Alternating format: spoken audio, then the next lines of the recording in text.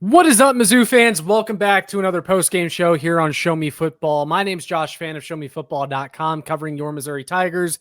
He's Braden Dowers, and we're going to be breaking down the Missouri Tigers' 27-24 loss to Alabama at home to fall in 5-1 on the season. All that and more right after this.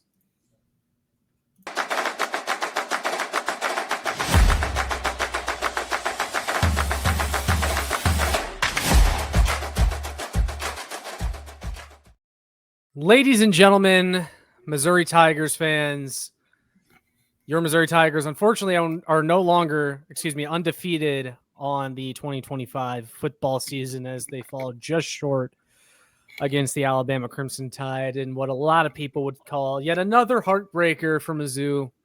You know, same old Mizzou, they're saying, Braden, but I think we're both kind of indifferent when it comes to our feelings on this game compared to the rest of the bunch. But I definitely want to hear from you first. So what are your general thoughts and feelings after Missouri Tigers fall short in the big game? Based off of some of the reactions from Alabama fans to our pre-games, at least from the comments section, definitely wanted to touch on that. Yeah. They seem to think that they are just going to run Mizzou out of the water and threw out any possible chance that Mizzou is going to have a chance in this football game, saying that we are stand-up comedics. Like, just so many comments. All for saying that we had a chance. I mean, that's really all we said throughout the episode. And I mean, I predicted that we were going to lose, but I said that this game was probably going to be close and that it was going to come down to Ty Simpson versus Ahmad Hardy. And we will for sure get into that later. But no, like, this loss, I mean, it's a loss. It hurts. It sucks. I'm not happy, but it's probably the best that I felt about a loss in a while. Like, not to go around claiming like moral victories, because that's complete BS, and I don't believe that that's really a thing. But when there are so many things that it felt like we did wrong, that we shot ourselves in the foot over, and it wasn't Bama making those plays, it was just us making our own mistakes. Yeah. And we still only lost by 3 against a top 10 team in the SEC. You got to feel good about. Like, you can't, okay, not really feel good about it, but you can't feel that bad. Yeah, well, you shoot yourself in the foot that many times. You're down 27-17 with 4 minutes left, and you have a legitimate chance to go down the field and win the game, or at bare minimum tie it after the defense stepped up. And the fact that we had all of these chances, we were down 17-7 early, came back, tied it up, down again 27-17, almost came back there at the end. Like, just the fight in this team, and it's a young team too, who a lot of people said hadn't been tested yet, which is just been proven wrong now. Especially after South Carolina actually looked pretty good going into Death Valley tonight as well, and played their hearts out for the most part, and delivered a pretty solid performance that puts this team in a significantly better spot than it was in last year after their first real test against Texas A&M. After the Michigan loss, after the Illinois loss, after Notre Dame didn't look too world-beating against NC State and a few of the other games in the top 25, Iowa State losing, I don't see this Tigers team dropping that much in the polls. And we're going to be in a pretty good spot going next week into Auburn. So that's my, if there's one thing to take away from this post game, it's that, in just my general thoughts, there's not really too much to be upset about for the long term and the big picture of this Tiger season. Yeah.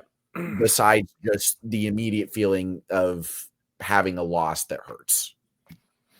Yeah, I think you summed it up pretty well. Like, guys, the Tigers were never going undefeated this year. As cool as that would have been, like, there had to be a loss somewhere along the way. And that loss coming against Alabama really doesn't hurt.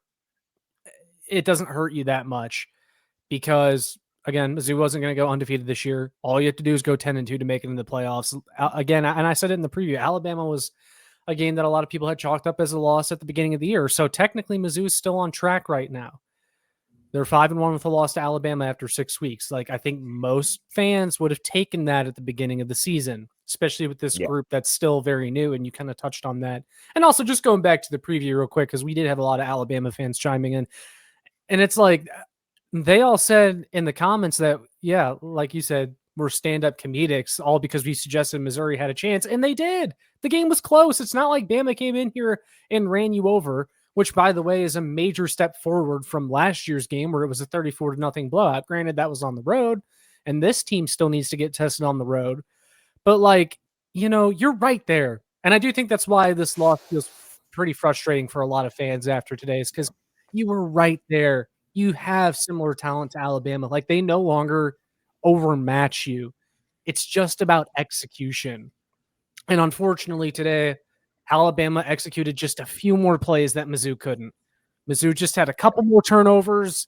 They had a couple fourth downs that they gave up, and ultimately that was the game for them. Yeah. But as you said, Braden, I still feel really good about this group. I'm actually really optimistic coming out of this loss, because after what I saw with this team against Alabama, and everything that we had to say positively about them was kind of reaffirmed. Like, they didn't play the game that they wanted to play and that they're used to playing, because they didn't win the time of possession battle. They didn't establish the ground game that much with Hardy. But like, the talent is there. Everything that we knew about was just confirmed, and you absolutely can't take that away from them now. Like, that this team is a top 15 team. Yeah, like after this game, if you're just a casual football, this team's good. Yeah, like if you're just a casual college football fan, you were flipping through the games today, you probably are seeing this and thinking like these are two good teams and someone had to lose. That's what happened. It was two good teams and someone had to lose. But there were a lot of positives despite the loss. And because of the way they looked against Alabama, Braden, I now look at Missouri's schedule and I say there's not a team that I'm scared of or that we can't beat. Not saying that any of the games are easy. That's the thing, is you have to take care of business and you have to execute. But like, I don't see any game on Mizzou's schedule and think, they're heavy underdogs in this game. Yeah, for sure. I mean, I don't think that there's really going to be any game that we go into for the rest of the season where we're less than a touchdown underdog or favorite, honestly. Okay, well, we'll probably be more than a touchdown favorite against Mississippi State and Arkansas, I would assume. But for that A&M, Auburn, Vandy, and Oklahoma games, those lines will probably open up at anywhere from 6.5 in our favor to 6.5 in their favor. Yeah. Depending on what game it is. So, like, all of those games, very winnable, very losable. That's just the nature of the SEC, and that's the nature of the beautiful sport of college football. But like you said, this game just kind of reaffirms to you that I feel confident going into the rest of the season. Like, we can have a fighting chance going into every single game. And that's a really good feeling to have after this game. And that's not trying to be a sunshine pumper, because that's not usually something that I ever really am. Yeah. But there are still a lot of optimistic things to take away from this game, despite just the individual plays and the individual executional moments of this game. Because all across the board, Mizzou played worse, but they still, even if they ended up going down the field, hitting Marquise Johnson when he was wide open and him going down the field and scoring a touchdown there, if that play happens and we do end up winning this football game, we still would have ended up having played worse, in my opinion.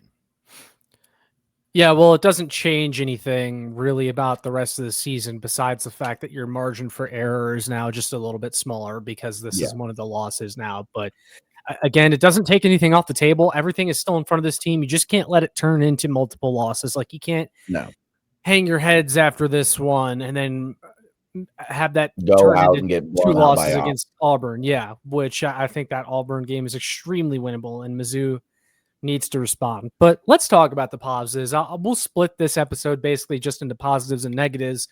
And the positives, Braden, again, is that Missouri statistically was better than Bama in this game, and just about everything except for passing yards and third down on offense. Time of possession and turn. too. Yeah, that too. And then but even Alabama wasn't good on third down. But Mizzou had less sacks allowed in this game. They were averaging more yards per play. They had more rushing yards than Bama. They had more total yards of offense than Bama. It's just still some few execution errors along the way that unfortunately, were the reason you lost, because you went up against a team where you can't really get away with those as much.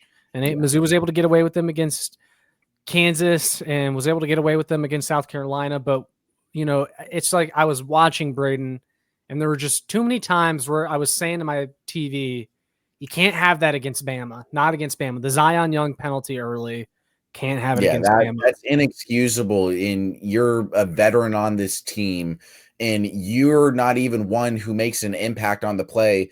So why the hell are you going over on one of the first plays of the game to go over and flex right over the player? Yeah, that's totally getting called 100% of the time. And I saw some people saying it was soft, and I get the nature of taunting penalties, yes, are soft. All of them are soft. All of them are bullshit, in my opinion. But the rules. They go both ways. If a Bama player does that, that's going to get called. Despite the refs effing us a few times in this game, those are plays that are going to get called 1,000,000% of the times, and you cannot do that. And that flipped the early momentum in Bama's favor and basically gave them their first touchdown. Yep. No, you can't have it. And there was too many times throughout this game where I was saying that to my TV. Can't have it against Bama. Can't go, when they got the stop. And I know I said we were going to start with positives, and here I am talking about negative stuff, but I promise we'll get to it in a second. But then it was like 17-17. You tie the game up, finally get a stop. You get the ball back, and you go 3 and out. It's like you can't do that against Bama. The 2 fourth downs given up on defense, can't have it against Bama. So, yeah, that's why you lost, but this team's right there. And again, that's why today really stings. But positives, Braden, positives. Number one is, I think, the defense, because I thought they actually played a really good game against Alabama. They were a little shaky early. Yeah. And then the pass defense looked a little bit shaky earlier, and you're like, this is exactly what we didn't want. Batoon's not blitzing. We're only rushing 3 or 4, and he's getting all these completions, and you're like, you can't have this. Mm-hmm. And then Marvin Burks got ejected on a BS targeting. Absolutely BS targeting. You go back and watch it, guys. There was no contact in the head or neck area. He was leading with the shoulder. Terrible. But what I was going to say is that got Santana Banner into the game. Yeah, he played. Yeah, we saw a lot more Santana Banner after Marvin Burks went out, and I thought the pass defense from there was just the best we had seen all year. Ryan Williams didn't have a catch in this game. The Bama receivers didn't really do anything. In fact, they really didn't do much in the second half outside of the miracle 4th downs where Ty Simpson just made miracle throw after miracle throw. But he was 23 of 31 for 200 yards and 3 touchdowns, which is still, good, but it's a lot less than what he had been doing this season to everybody else.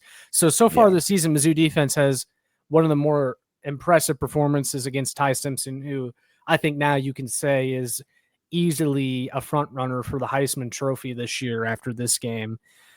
But no, I think that Simpson is really good, and the fact, and I mean, we said it the entire preview and the group chat that this game was going to be between our secondary and him and Ahmad Hardy and the Bama run defense, and our secondary did their part, honestly. Like holding Ty Simpson to 200 yards, his over under prop was, I believe, 283. So he was expected to throw for almost 300 yards. This was the least amount of yards that he threw in a game this year. And basically, once Santana Banner got into the game, this defense was locked down. Early on, you had that 3rd and 13 play where they converted the touchdown because Stephen Hall just kind of stood there and let the receiver run right by him, which was infuriating. And Hall's kind of starting to get on my bad side. But Toriano Pride had a pretty good game, all things considered. We didn't get any pass interference calls. They played a really clean game, all things considered. Against a really good Bama wide receiver room that, as you mentioned in the preview, one of the best in the countries. So the secondary pinned their ears back, and they really showed up today. Khalil Jacobs seemed to have been flying around the field. Jalen Catalon was really good as well. The defensive line, Damon Wilson had 2 sacks. Yeah, that's where Zion I was Young, going to go next. I mean, Damon Wilson, multiple sacks. Zion Young had the sack and forced fumble on Ty Simpson. Like, yeah, you could tell, especially as the game went on, that the Mizzou defensive line was overwhelming Ty Simpson a bit, which is what allowed us to really get back into that game. So, yeah, I think you just have to feel really good about the defense coming out of this game, and particularly the pass the run defense. defense was a little bit worse, but I mean, that's kind of expected going in. Like, Bama's still a good team. They have been okay at running the ball so far this year, and they got a little bit better at it today.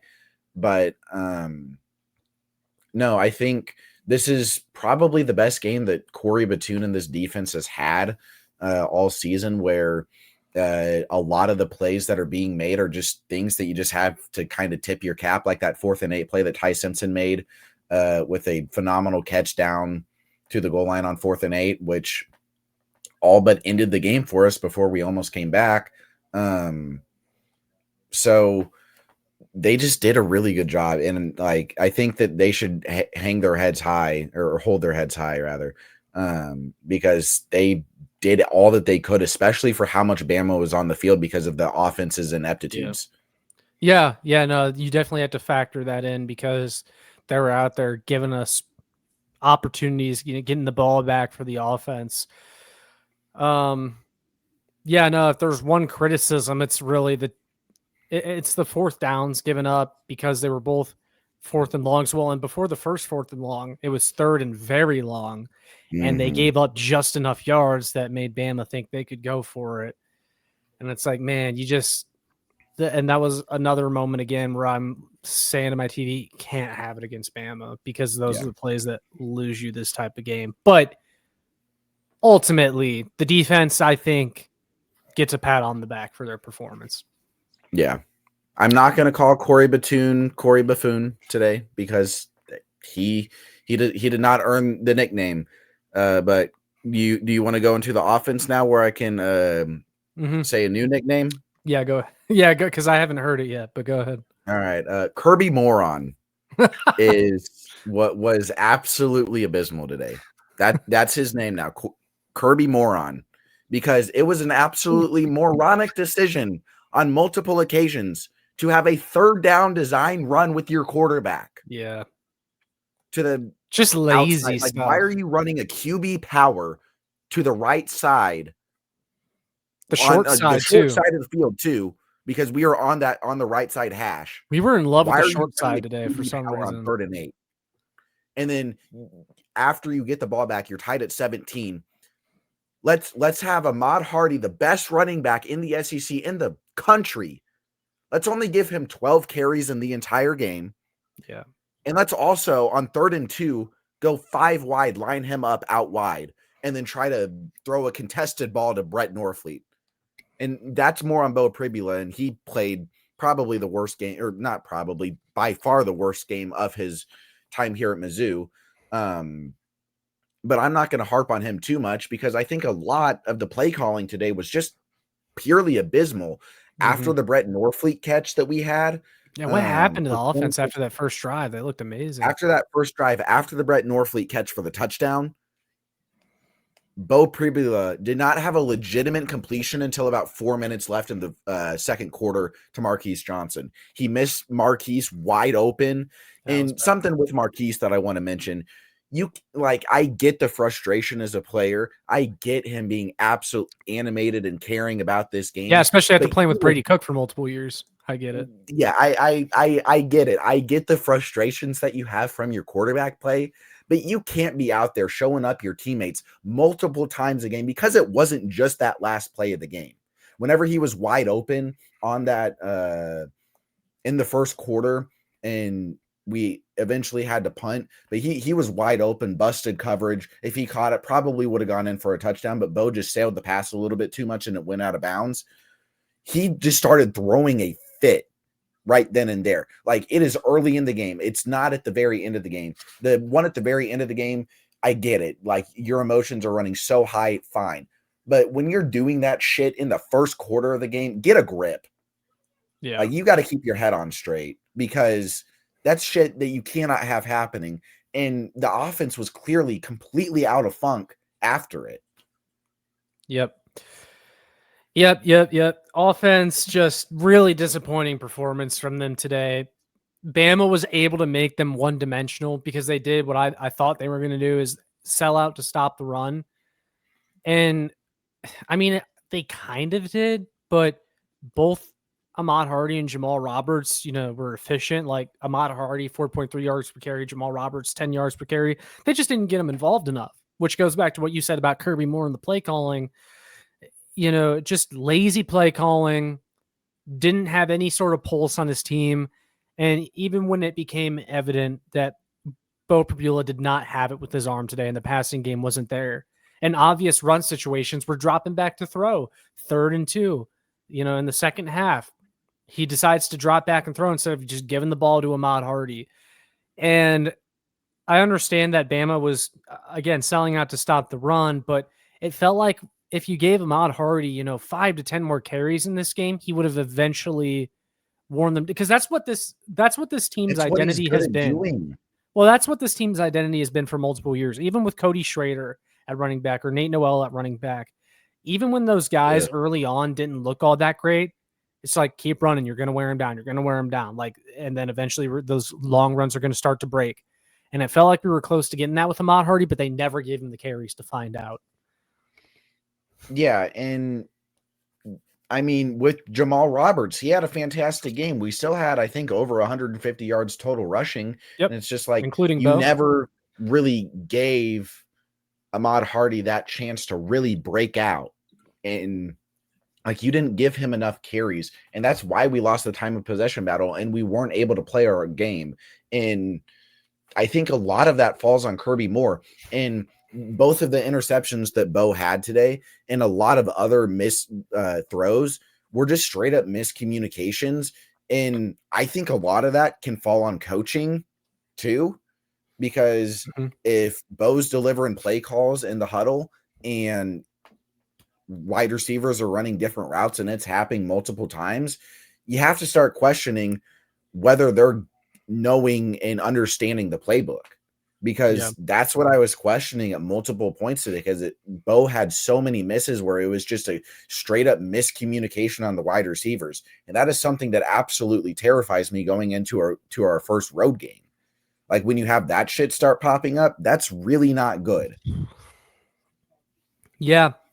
You just needed more out of the passing game today, because what I was about to say before I really got into the running game was that Bama was selling out to stop the run. They dared Bo to beat them with his arm, and he just couldn't. And he looked rattled, and he looked rushed in the pocket, and he was off on some of these throws. And like, you look at the receiving numbers, Donovan Olugbide was the leading receiver, and most of his yards were not in garbage time, but in desperation mode.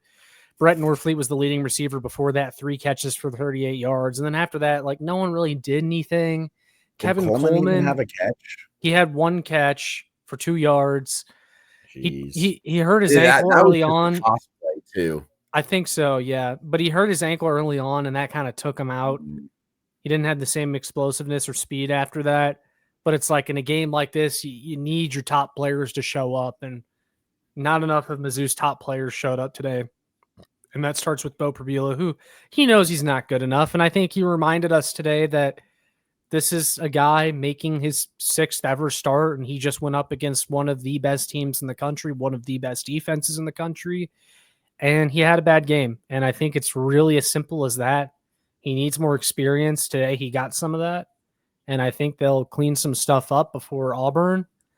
But yeah, you just needed a better game out of the leader of your offense in order to really open things up. And they couldn't get that today. And some of it does go on Kirby Moore for not, taking some of the pressure off Bo by getting his best backfield in the country involved more. Yeah, but just a frustrating offensive performance altogether. For sure. And I think everything that you said about Bo having a bad game, he knows that. He wears that. And I'm not going to harp on him too much, because he's young. He's in his 6th ever start. after today. He's gone 5-1. We've seen him play better. We know he can play better. He's made phenomenal throws that former quarterbacks under Eli Drinkwitz have not been able to make, like Brady Cook. Yeah. And I know that we were talking about it in the pregame, or not in the pregame, but before we started this, Brady Cook doesn't win this game. And Brady Cook doesn't keep this game close.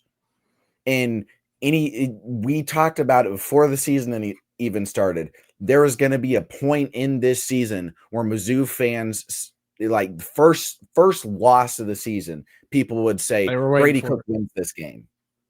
Yeah, because there's just some weird cult surrounding this guy of people thinking that he just wins. When time and time again under Eli Drinkwitz, he proved that he wasn't able to do that. And especially against teams like Bama, because last year we got absolutely blown out of the water against them. Yeah, sure, he was hurt playing through an injury, but if you're available, you're 100%. Sorry, that's how it works. So people saying that, oh, Brady Cook wins us this game. No, he doesn't. Whenever we're down 17-7, he's not going to be able to mount a comeback against that. No, he did the exact same thing against these teams. What'd you say? I said he did the exact same thing in these types of games. In fact, and I know people are going to say he was hurt, and I get it, but worse. Well, he played against Bama last year, and we got blown out, and he couldn't cross midfield with our offense. No, and here's the other thing here's the other thing a lot of people are forgetting. I had this argument with someone today after the game because I said Mizzou's not 5-0 coming into today if Brady Cook's their quarterback. They lose. I think they lose the Kansas game because I don't think Brady Cook's prolific enough to do that. And I was arguing with someone. They're like, "Come on, look at these games that Brady Cook won." And I get it. He won us some games, but the guy had 9 passing touchdowns last year. Bo already has more than that this year. After 5, he had more than that after 4 games. And Brady Cook had Luther Burden. And don't get me wrong, we have some talented guys on this team. We don't have a Luther Burden on this team. And Bo doesn't have a Luther Burden at his disposal. And he doesn't know these guys. He's never played with them before. He's learning. And despite the fact that he's learning, his highs have been better than anything I've ever seen Brady Cook do here. And that's my take. No, for sure. Like there's going to be bumps on the road with Bo, and just Mizzou fans immediately defaulting to saying, oh, Brady Cook would have won us this game. It's just, it does absolutely nothing to just go back and look at him and be like, well, this quarterback would have won us this game. It's like, why even bring it up? Why mention it? There's no reason to talk about it, but we knew that they were going to do that. We knew that they were just going to unfairly compare Bo to Cook. And even then, I think Bo has still been significantly better than what Cook had ever shown here at Missouri. Some of the lows in today were pretty comparable to the lows of Brady Cook, like in the LSU game that Cook had, like in the Georgia game where he threw an interception to a defensive lineman. Like we can pick cherries across both sides here, but the fact of the matter is, I think that the ceiling of this team that Eli Drinkwitz has this year and the ceiling that Bo Pribula can get this team to is still phenomenally high. I think that we can still get to the playoffs. I still think that this team could possibly even win a playoff game or two. That's not something that I could ever confidently say with the Brady Cook team. I'm sorry. Maybe in 2023, if we got a good draw and we had a 12-team playoff then. Well, so like what I always said, even before we came into the season, we saw nothing of Bo. I said, I feel like you're at worst still going to be able to run a coherent offense with him. Even if let's just say he's the worst thrower in the world, you can still have a decent offense just because of the running ability, the fact that the defense has to respect his ability to run. Because even though this was a rough game for Bo throwing the football, Braden, that touchdown run where he shook the Bama defender out of his shoes, completely broke his ankles. Yeah, that's the kind of stuff you see, and you're like, okay, like this guy kind of has something. And my point that I was going to make is that you're seeing a game here where Bo Pribula was awful throwing the football, awful, and you only lost by 3 against Alabama. and you ran a coherent offense. Not a great offense. No one would grade this offense as an A+ today. But we saw what a bad offense looked like last year with Brady Cook, and it resulted in 2 blowouts in the losses that we had. A bad offense under Bo Pribula scores you 24 points and almost beats Bama. Yeah. Like, that's a crazy thing to say, because even if we win this game, this offense played bad. Yeah. That's a wild statement to make, that our offense played bad and we almost beat Bama. That is crazy. Yeah. And I would, yeah. Go ahead. It kind of like very different segue into this, but just the fact that we had a chance to win this game and then didn't. All of these Mizzou fans are coming out of the woodshed. Oh, same old Mizzou, never winning the big game. Drinkwitz hasn't been able to win the big game yet. Yeah, drink with. But no, like, what big game to the scale of this one has Eli Drinkwitz ever really had? Like, last year, you could maybe say the South Carolina game, kinda, because if you win that game and then you win at Arkansas, you're 10-2 with the 2 blowout losses, and maybe you backdoor your way into a playoff spot. Like, well, I totally get Mizzou fans being hurt by this game. I do, because like, yeah, but just the unjustified overreactions to it of, oh, Eli Drinkwitz never wins the game. Well, okay. This is like the first the game that he's exactly really had.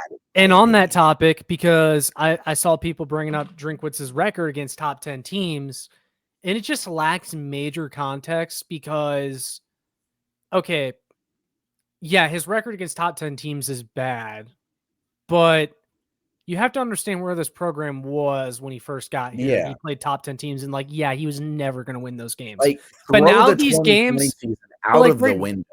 But like, Braden, this game was as big as it is because Drinkwitz got them there. Yeah. So like, he has built this program up from Barry Odom going 6-6 in 2019, and then him taking it over in the COVID shortened year, immediately beating LSU team that coming off of a national championship.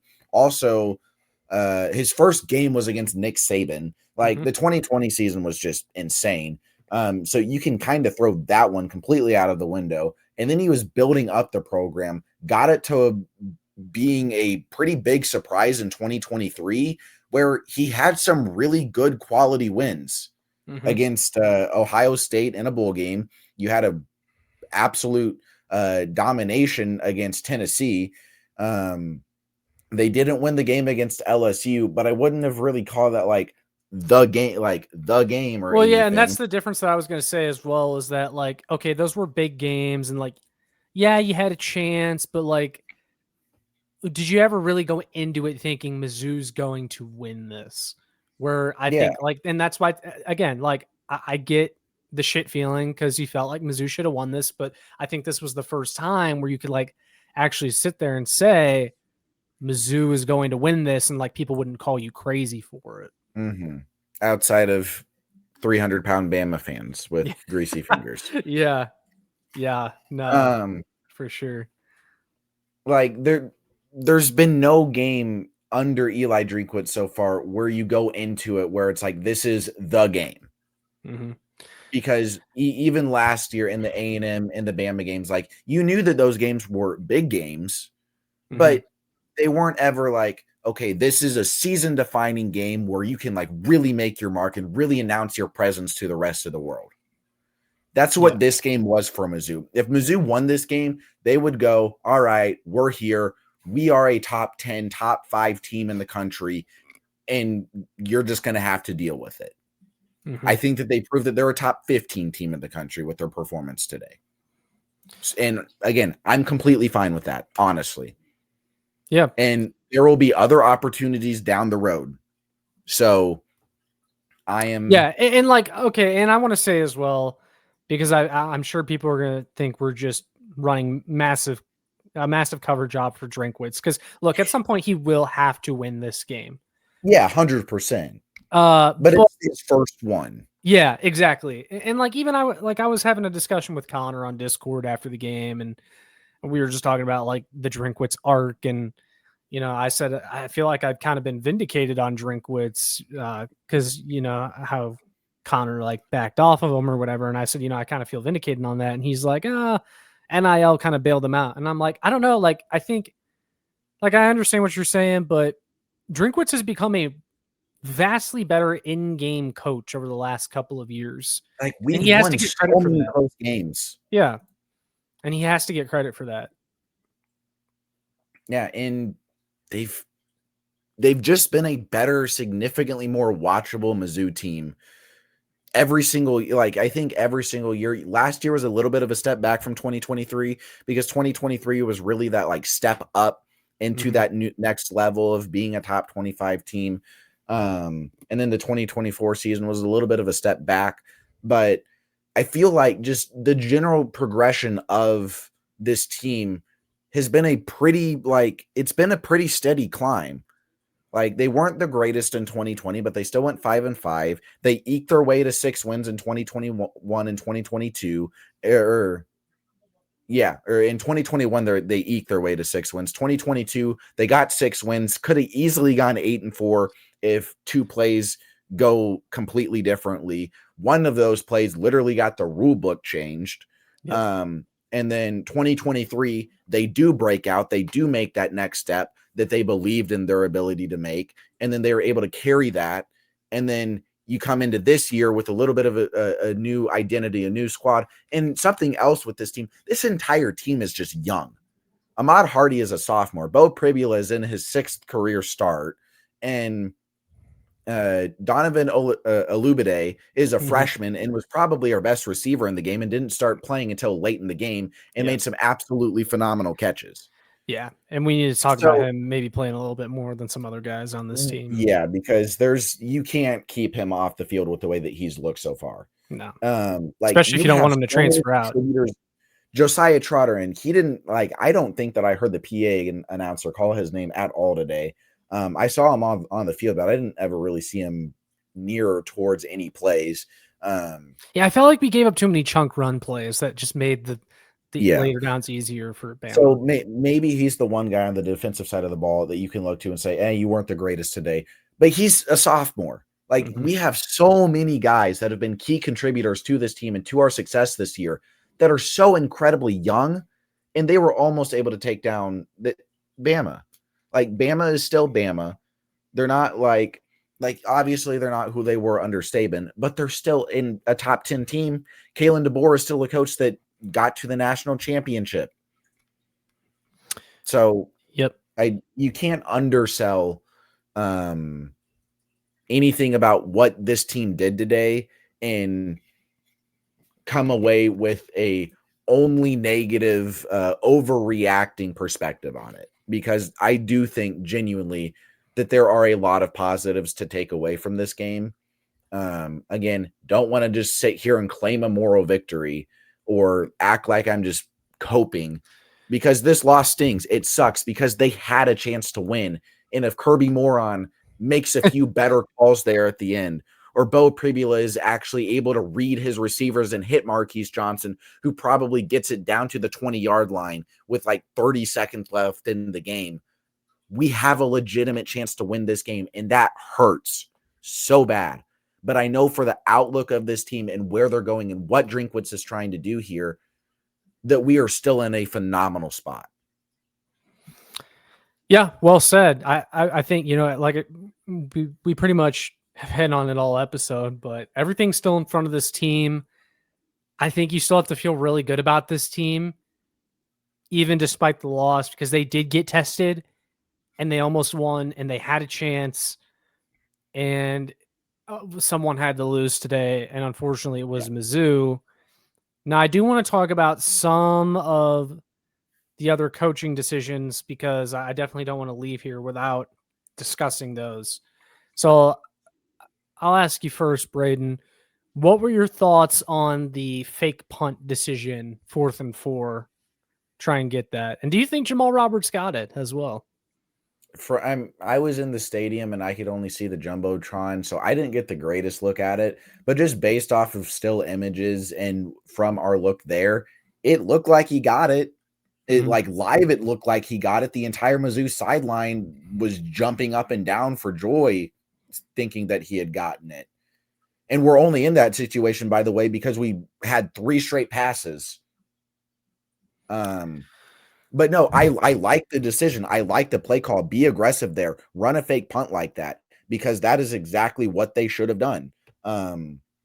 I'm glad that they didn't actually go for it and try to surprise Bama. Like, that's a good decision. That's Drink being gutsy, and it looked like they got it, but the refs effed them. And don't want to hide behind an excuse of the refs, but they definitely screwed us over a lot in this game. And then the onside kick, because I know you would probably ask about that too. I think that Drink should have kicked it deep, because you have to trust your defense to be able to stop their running game. Because you know that they're going to run it. And if this Missouri Tigers defense knows that you're going to run it, I think that I'm going to bet on them 10 times out of 10 to stop them. And I'd much rather stop them at their 25 than at our 40. And we did stop them at our 40, and we didn't even let them get a field goal.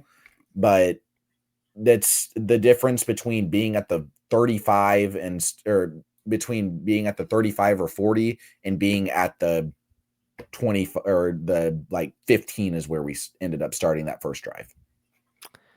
Yeah. As far as the fake punt goes, I like the aggression, because I think Drink realized at that point in the game, like, we need to flip this game on its head to win. Yeah, like we got to do something here. And those are the kind of plays that, like, you have to convert on one of those in order to beat Bama. And at that point in the game, they hadn't converted on enough of those plays. So Drink was like, we're going to go for this. I like the aggression there. For sure.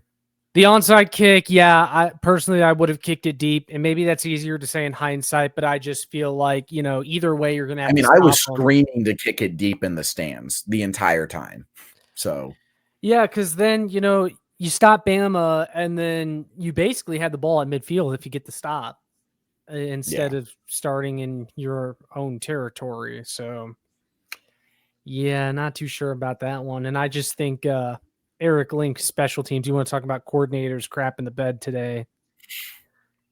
The punting was bad. Yep.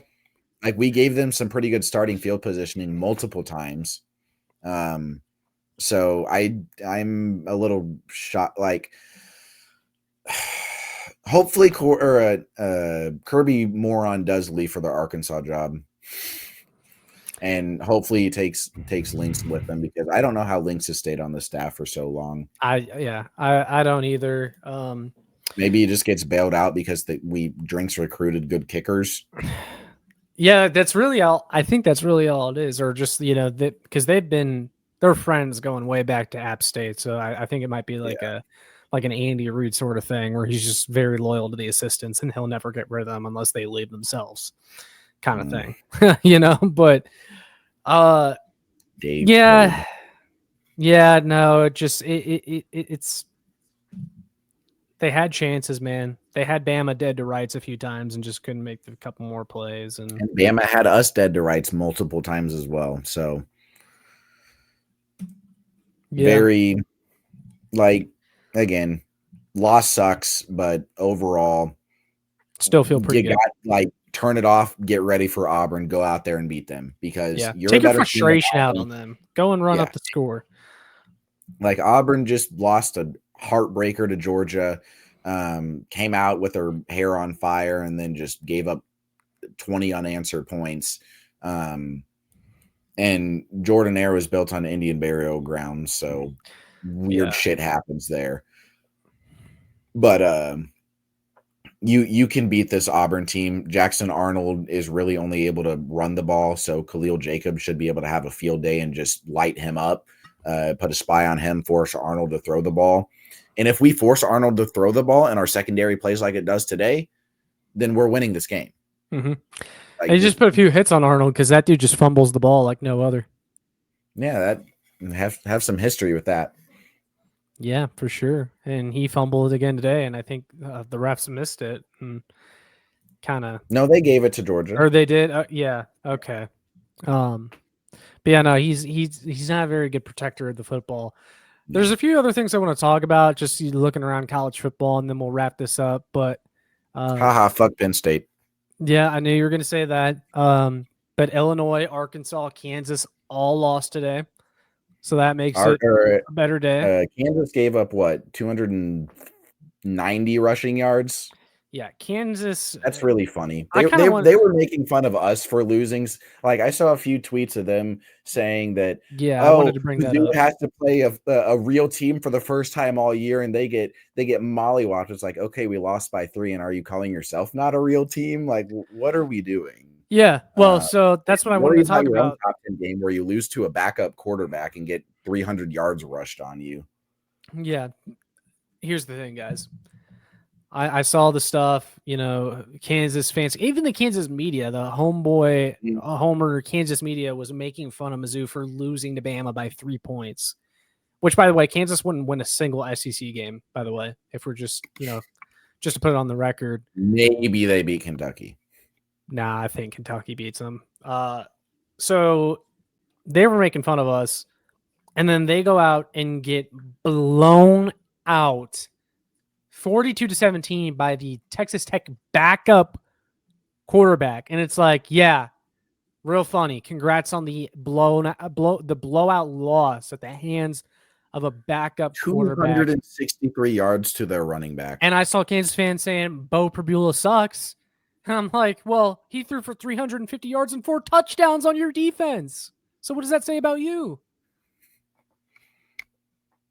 Very, very funny fan base. So yeah, hilarious fan base. Not real people. They talk about their program way better than it actually is. I think Cameron it's hilarious. Dickey, shout out to you, Cameron Dickey. Shout out. Yeah, great, for sure. Great game. 263 yards. Fantastic job tonight, sir. And I would love to see Lance Leipold coach the Kansas Jayhawks for the rest of eternity. Yeah, because they can't ever get into the category of being an actually good team. Yeah. Now, Braden, I want to ask you before we wrap things up, because, Penn State, I think, kind of officially died today, at least this James Franklin, Drew Aller, era, that version of Penn State kind of died today. And I'm just going to give you your opportunity to dance on their grave instead of the movie recommendation thing. Okay, that works perfectly fine. Yeah, no, I've been not really outspoken, because I think a lot of college football fans make fun of James Franklin, but every single time, like ever since I really started getting into college football, and I would make sure to watch all the big games, every single time that I would have to watch the Penn State football team play, I was just infuriated. I was pissed off. I would go, what the fuck am I watching? Sorry, excuse my language. But that's seriously what I'd say. And I'm like, what are we doing? And people would act like Sean Clifford's a good quarterback. People acted like Christian Hackenberg was a good quarterback. People act like Drew Aller's a good quarterback. They all suck. They're 6'4" and can throw a deep ball once every 5 games. And the national media and NFL scouts decide to glaze them. But whenever Drew Aller plays Northwestern, he completely shits the bed, throws an interception 135 yards, and ends his season with an undisclosed season-ending injury.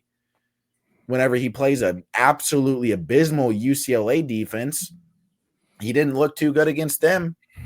Whenever he plays in big games, didn't do very good against them. Like, the Penn State team is just so incredibly infuriating to watch that I can do absolutely nothing but hate them. Like, I started to root for Ohio State and Michigan against them, and I felt absolutely disgusting rooting for Ryan Day in those games.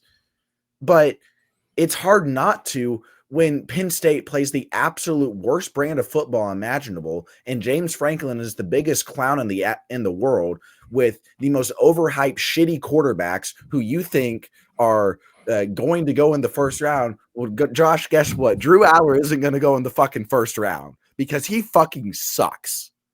Maybe of the UFL draft. like before the Oregon game, or I think it was during the Oregon game, me and you got into it, and I said that Drew Aller was just a little bit better version of Brady Cook. Or I said that they were basically the exact same version. Like they're the exact same quarterback.